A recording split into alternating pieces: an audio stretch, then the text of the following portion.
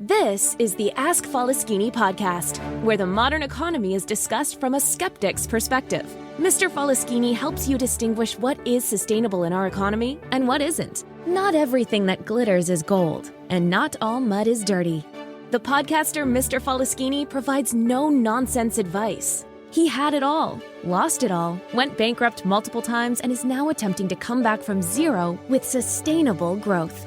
There are numerous coaches and preachers on the internet that preach about positive thinking and how life is all roses if you just care to see it that way. Well, Mr. Faleskini is definitely not one of them. We recommend you ask Faleskini to keep it real. He discusses the darker side of the current economic reality, the side that's more important for your personal and business finance. His first intention is to help you keep what you already have. Not to be a complete party pooper, Mr. Faleskini will also hint at the earning opportunities in the economy today. In order to please the almighty algorithm, please like, share, and subscribe. And now it's time to start taking notes. The mic goes to the podcaster, the one and only Mr. Faleskini.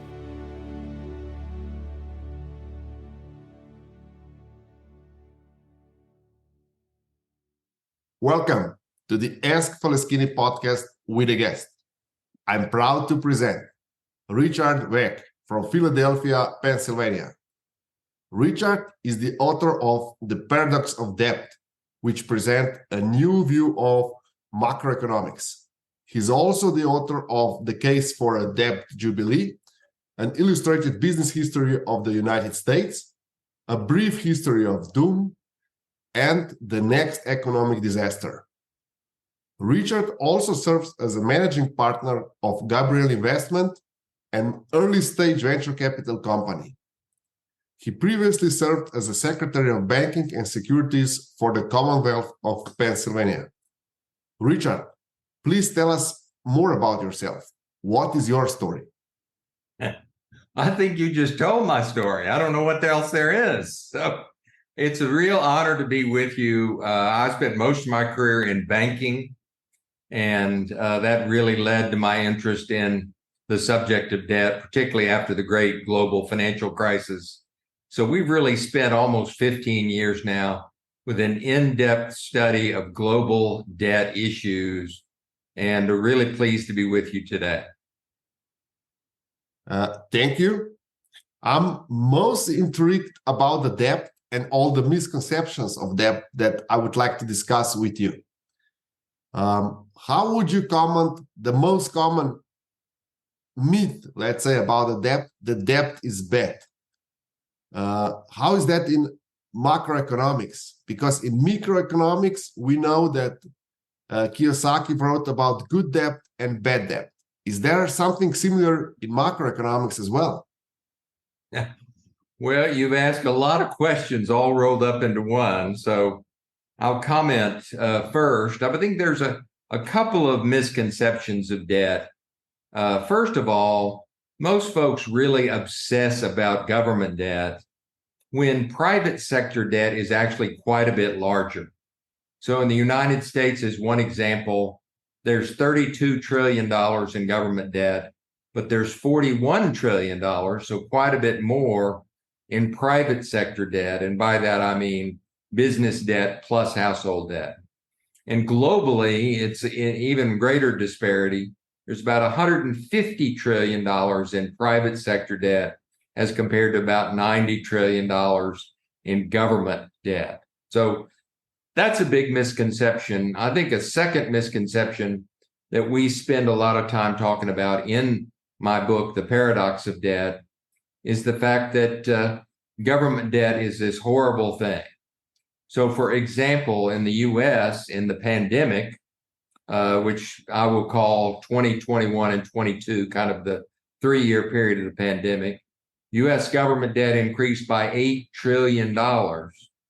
Well, in that exact same period, private wealth, the net wealth of the households, increased by $30 trillion. So government money doesn't disappear when it spends it. It goes into household bank accounts. So the government spending actually pushed up household wealth. And that's something that's generally not understood or appreciated by folks thinking about the subject. Thank you. What intrigues me most is that there are fiscal policies in macroeconomics, and then there are monetary policies. Which one would you contribute more to the interest rates? Which one are more important for the interest rates? Well, by far, the more important factor is the actions of the central bank, because the central bank, in essence, sets short-term interest rates simply by what it is willing to pay in interest for short-term reserves. So, the Fed in the United States more or less sets interest rates. And I think there's really not as much of a link, or maybe even an inverse link, between the amount of debt created by fiscal policy and interest rates. Debt in the United States, to give you an example, debt in the United States in 1980 was 125% of GDP. That's government plus household plus business, 125% of GDP. Today, it's 260% of GDP. So it's more than double. Well, in 1980, interest rates were, in the high teens. They were 15 to 20%. Today, they're all the way down to 5% or so. So there's really been an inverse relationship between the amount of debt in the world and interest rates. So what would you say that is relationship between government spending and interest rate? Is it possible that interest rate started rising in US just because government did not increase spending fast enough? No. I think I think it's dominated by central bank policy. So I'm not sure there's anything more than a weak correlation between government spending and interest rates. Because the interest rates are increased due to the inflation, or at least that's a speculation. And many believe that increased government spending results in inflation. Well, this is, patently untrue. Government spending has been in a runaway mode since 1980. So for 43 years. And for most of that time, inflation has actually gone down. So we have 47 countries over 70 or 80 years where we can look and see when there have been periods of increased government spending and whether those were followed by high interest rates or not. And the answer is generally no, they're not followed by that.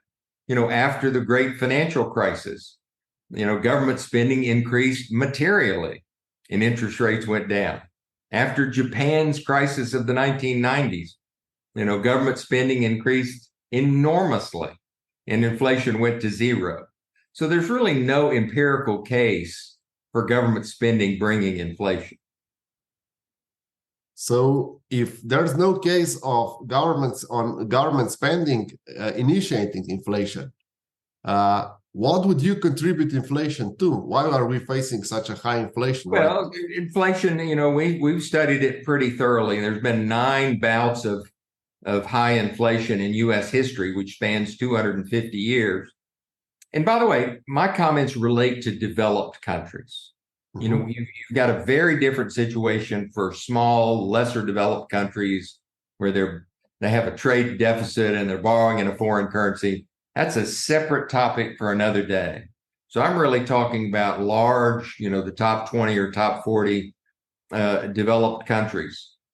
In those situations, the thing that leads to inflation is a constraint in supplies.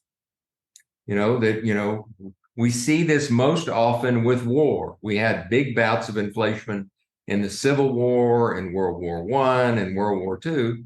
That's because, for example, in World War I and II, 2/3 of all the, farmland in Europe got decimated in battle. So all of a sudden you didn't have corn and wheat and things like that. And the U.S. had to grow more and send it overseas. Well, that created a temporary increase in prices. In the 70s, it was very obviously the intentional constraint on supply by OPEC, really kind of as punishment for U.S. policy and the Yom Kippur War and obviously the Iranian Revolution. So a dramatic constraint in the supply of oil. In our current situation, it's been COVID, which dramatically constrained supply. We didn't have as many factory workers going in and producing things, and the war in Ukraine. And now we've got another war, by the way, So, between Russia and Ukraine, you have some of the world's biggest supplies of oil and wheat and certain other key commodities. Well, you're simply going to have higher prices. Now, the world kind of figured its way around that, and high inflation really ended last summer. It's averaged about 3 to 3.5% in the U.S. over the last 14 months.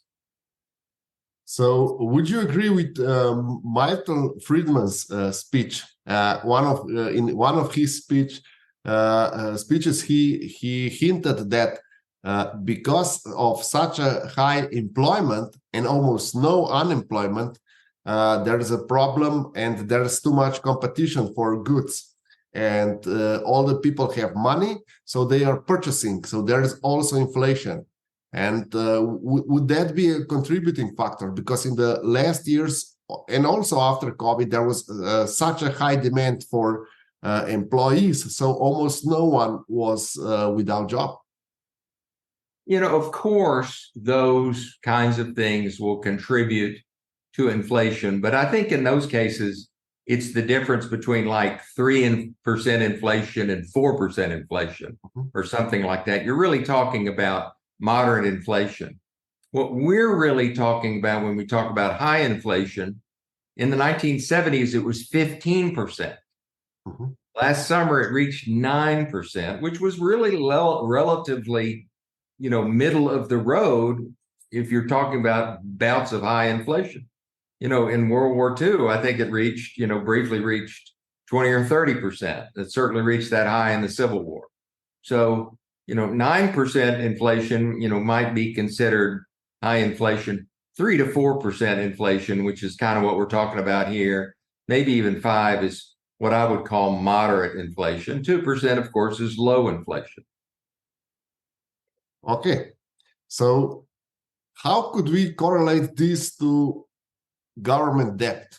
Is there any correlation between inflation and government debt? You already mentioned it a bit. No, we have enormous amounts of data, and we can see unequivocally that that high, again, among developed countries, you can have many bouts of high government spending, and the majority of those are not followed by high inflation.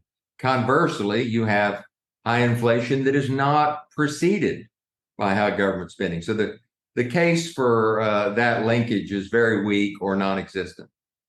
And by the way, what Milton Friedman and those guys always talked about was not government debt. They talked about the money supply. And growth in government debt and growth in the money supply are two very different things. They're not the same thing. They're not even close to being the same thing. People conflate them in their own minds. But what Friedman said was that money supply growth is what brings high inflation. But I'm here to tell you that's also something that's not true. There's not empirical evidence to support that. Okay. As far as inflation and debt is concerned, is there a case that supports that increased debt also improves the nation's well-being, or the more debt, the richer the nation? Is that something that we could correlate based on the data that is available?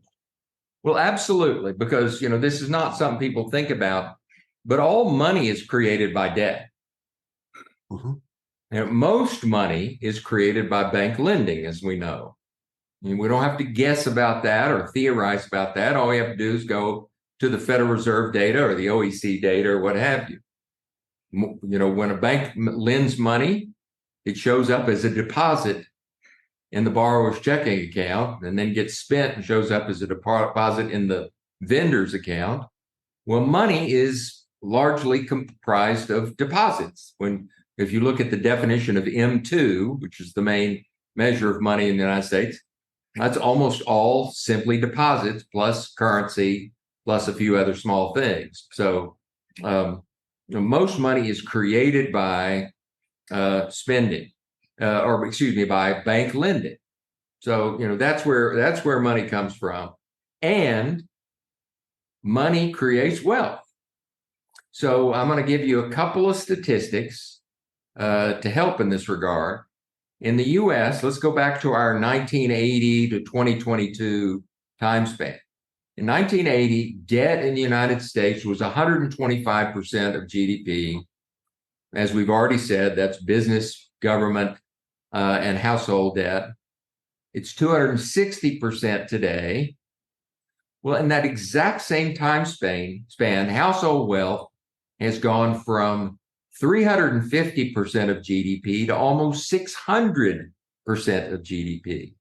So household wealth really has grown at the same time that debt has grown. And I would argue it has grown because debt grows. Debt growth creates increased wealth. It's that straightforward. There's a fly in the ointment here, if you pardon the saying, and that is that most wealth is in the form of two things: real estate and stocks. Something like 60 to 70% of all wealth in most countries is real estate and stocks. Increased debt pushes up the value of real estate and stocks. We know that the more mortgage loans there are, the higher home prices go. As one example, the more margin debt there is, the higher stock prices go. The problem is that the top 10% of households in the U.S. own 65% of all the stocks and real estate in the country. The bottom 60% of households in the U.S., that's 60, that's the middle class, own only 14% of the stocks and real estate in the country. So anything that pushes up the value of assets increases inequality. So at the same time we've had this rapid escalation in wealth, we've had an equally rapid escalation in inequality of wealth in the United States. It's causal. Okay. You mentioned two numbers. One was that household debt is about 260% of the GDP. Total debt. Total debt. Okay. But the total equity is about 600% of GDP. Is that correct? That is correct. So if stock market would drop 60% and property market would drop 60%, most of the owners would have negative equity. Is that a possibility?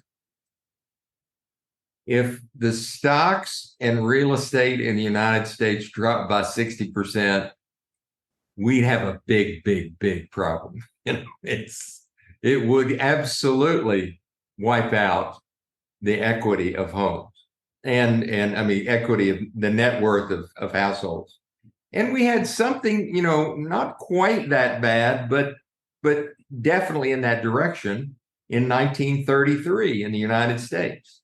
You had a 90% drop in the stock market, and you had, I don't recall the exact number, but let's call it a 30 or 40% drop in the value of real estate.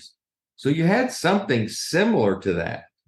And it happened because lending contracted. The reason we had that really bad situation is bank lending. Banks were calling their loans. People were withdrawing deposits from banks. Banks were having to contract. And so just as bank lending creates wealth, bank contraction destroys or removes wealth. So those two things are correlated. So in my opinion, and from all the data I've seen, for that to happen, for us to have a 60% drop in real estate and a 60% drop in stock market values, it would have to have been preceded by a 25 or 50 or 75% contraction in lending activity. In the Great Recession, which, was 2008, 2009, we had a massive contraction in lending. It amounted to about 4% of loans outstanding. For all the anguish we had, it was only a 4% contraction in lending. It wasn't 25%, it wasn't 50% as it was in the 1930s. The Fed has figured out how to prevent that. The Fed can step in and stop that. It knows all about how to do that now. It did it in COVID here a few years ago. So I would have to answer an emphatic no. We're not going to have a 60% decline in real estate and stocks because the central bank knows how to step in and prevent that. So if I understand correctly, the government debt is no problem whatsoever until government can service it. Would there be a problem if government wouldn't be able to service existing debt? Well, let's separate those into at least a couple of factors. First of all, I do not think there is no problem whatsoever with government debt. What I have said a couple of times now is that increased debt, including increased government debt, increases inequality. Okay. So if the government continues to grow its debt, it will continue to increase the divergence in the haves and the have-nots. And so, very high growth in government debt will bring societal instability. And I think that's a profound consequence. So I'm not going to say government debt is without consequence. But I also will tell you that the government, in a developed economy, is never going to not be able to fund its debt. Government spending actually replaces the money that's required to buy that debt. So government spending itself creates the money that is needed for continuing to finance more government debt. So you can't have a situation where governments are unable to do that. The countries that have that problem are the small countries that borrow in a foreign currency and have these massive export deficits, net export positions, net import positions. Those are the countries that get into trouble, and developed economies simply don't have those situations. Okay, so the government debt is about 5 times smaller than individual debt. Business plus individual debt. Is that correct, approximately? Let's call it a third smaller. Okay. So it's what would be the defining moment for government? How could they solve inequality? Would that be a helicopter money? Well, people use the term helicopter money without really defining who exactly is paying who. So it tends to be one of those terms that just kind of gets loosely tossed around. If by helicopter money you mean something similar to the COVID relief package, where it's the government spending the money, sending checks to individuals, yes, that goes some distance, but not very far in terms of helping folks. And here's why. Here's why that doesn't work all that well. Because let's just take the COVID payments. The folks that spent that money spent it to live. They didn't really save very much of it, particularly the folks on the lower end of the spectrum. They spent that money. And where did they spend that money? They spent it at businesses owned by the top 10%. So one of the things all that COVID relief money did was increase inequality rather than decrease inequality. So what we need to do to help that lower 60% is increase their ownership of stocks and real estate. We know this because we can see that 60 or 70% of all wealth is in the form of those two things. And people on the lower end of the spectrum hold almost no stocks and almost no real estate.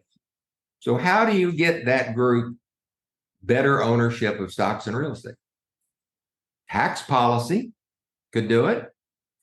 One thing you could do is simply say, for folks in those groups, they get things in the US, we have things that are tax advantaged like the IRA and the 401k. Mm-hmm. We could expand the parameters of those. We could go so far as to give tax credits to these individuals for purchase of real estate or stocks. But what the best thing we can do is to get those folks better, higher paying jobs. That's how they're going to be able to start accumulating enough nest egg to buy real estate and stocks. The best way to do that, and I get into this in the book in the last chapter, is through job training. I think one of the best ways to address inequality in addition to tax policy is just massive job training. Because in the US, for example, we have lots and lots of technically oriented jobs that pay good money that are unfilled. Then we have millions of folks that have jobs that are paying minimum wage.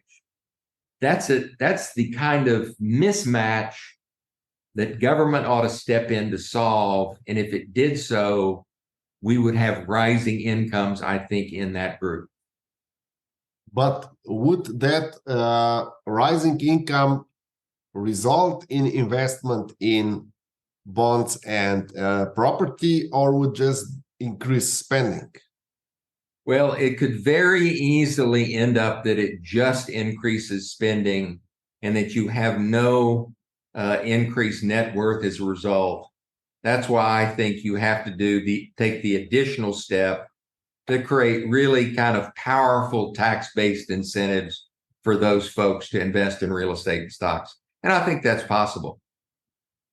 Okay, and you mentioned in the book, if I remember correctly, reading the excerpt, that the other important step would be to start investing in infrastructure. How do you see investment in infrastructure as a potential for growth and lowering income inequality? Well, this is a longer term strategy, but I think one of the best places for government to invest would be in basic R&D. Here in Philadelphia, we have a great example of that. The government, through the NIH and the NSF and other government agencies, gives grants to kind of hardcore MD, PhD type researchers to really invent the medical solutions of the future. And two of the things that have happened here in Philly along those lines, one of them is the mRNA research that led to our COVID vaccines. That has created a revolution in science. There's spin-off companies being created in Philadelphia and really around the world to pursue this mRNA technology and what have you. That would not have happened if the government hadn't been giving out a $100,000 grant here and $1 million grant there. And the other one is CAR T technology that has cured some forms of cancer. This is where we take the T cell out of the body, we alter the genetic material in the T cell and program it to attack the tumor. We grow 1 billion of those cells in a few days in a manufacturing, an absolute zero manufacturing facility, by the way, reinsert it in the body. and 2 or 3 days later, the cancer's been cured or eliminated. And that's starting to propagate into lots and lots of spinoff companies and what have you. Our spending on R&D in the 1960s was 1.8 or 1.6% of GDP.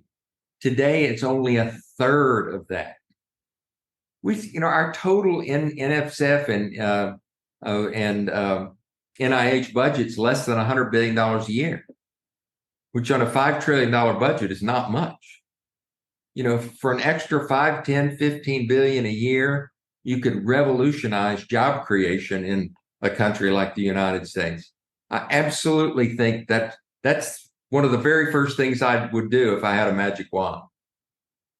And you don't think that this, let's say, decreased R&D is because of the outsourcing, and a lot of companies are doing much more R&D than they did in the 60s? No, because we can look at that number as well, and that's down too. I think in aggregate, all R&D is like 2 or 2.5% of GDP. It's not an overwhelming number, and frankly, there's a lot that the commercial company. I actually chair the research committee of the University of Pennsylvania, and I tell you, there is a long list of unfunded projects whose commercial prospects is so uncertain that the commercial companies simply aren't going to do it. And that both of the projects I mentioned are of that sort, would never have been funded by a for-profit company. You have to take chances, and you have to take chances where most of the things are not going to pan out. And you end up with grand slam home runs like mRNA and CAR-T. So no, absolutely do not think that that's the case. If I may, would that R&D funding be also part of the helicopter money if we address it like this? It goes from the government to individuals or companies that are developing. Would that be a smart case of helicopter money? Yeah, and when you talk debt there, you're just talking deficit spending. And the government, the U.S. government's been deficit spending forever. And the issue has simply been whether that deficit spending is 3% of GDP or 5% of GDP or what have you. So, helicopter money is an imprecise term. Deficit spending on basic research is something would absolutely have an enormous payback in any economy that undertook it. Mm-hmm. Are there any calculation, for example, how our UK government could look up to deficit spending, and what would be the most efficient way to spend it? You mentioned R&D and investment in infrastructure and green energy. Are there any other types of spending that could really improve, let's say, future technologies and also lower the inequality? Well, the biggest one that beyond the two you mentioned to me would be job training.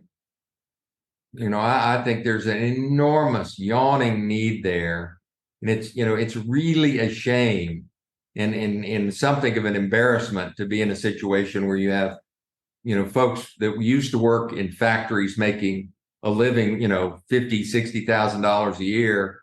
We outsource those jobs, and those folks who are now 40, 50-year-old folks are now making minimum wage working for a telemarketer.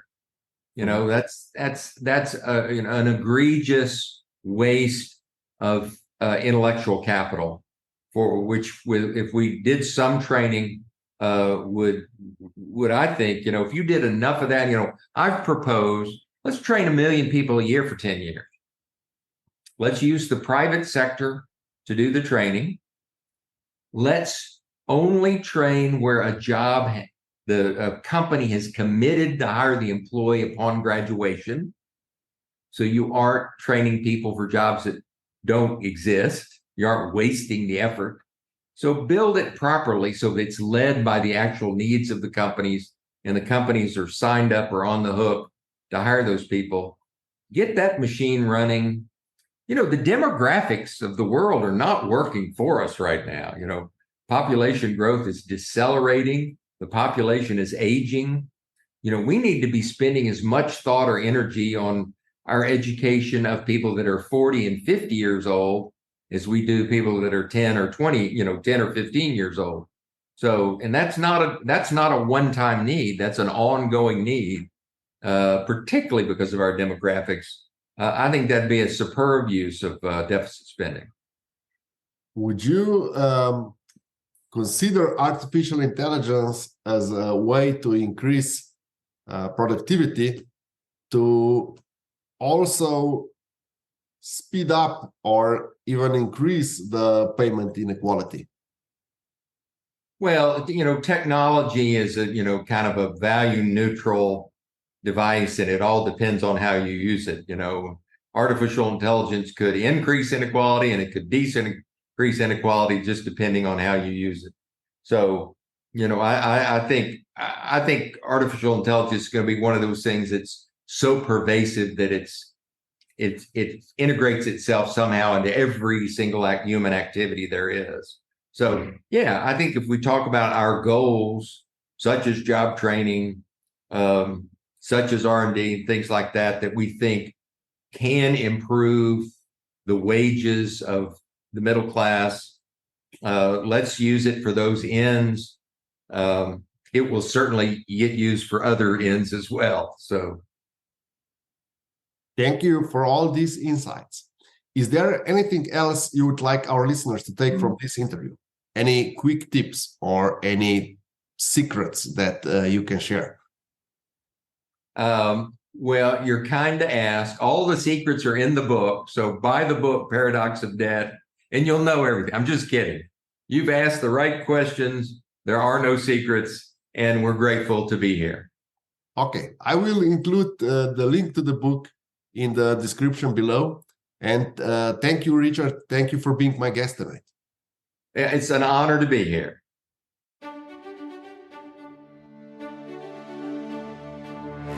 Thank you, Mr. Faleskini, for this outstanding podcast. And thank you for listening to the Ask Faleskini podcast until the end.